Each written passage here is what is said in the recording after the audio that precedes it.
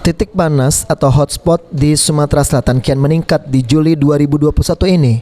Hal tersebut dikhawatirkan masyarakat akan berdampak pada kualitas udara, mengingat sisa-sisa pembakaran akan menimbulkan polusi udara, khususnya di kawasan perkotaan.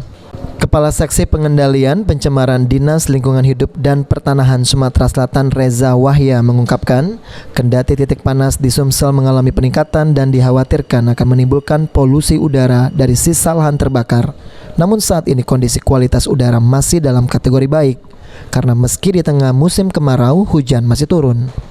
Kondisi kualitas udara di Sumatera Selatan pada saat ini menunjukkan kategori baik. Kita pernah mengalami kondisi sedang ketika sinar matahari menunjukkan puncak penyinarannya yang bereaksi dengan oksigen mengakibatkan zat pengotor utama berupa ozon mengalami peningkatan. Tapi itu tidak berlangsung lama karena pada saat ini kita masih mengalami musim hujan yang sehari dua hari, sehingga zat pengotor itu hanya berlangsung selama beberapa hari saja atau hanya 1 hari dalam 1 bulan.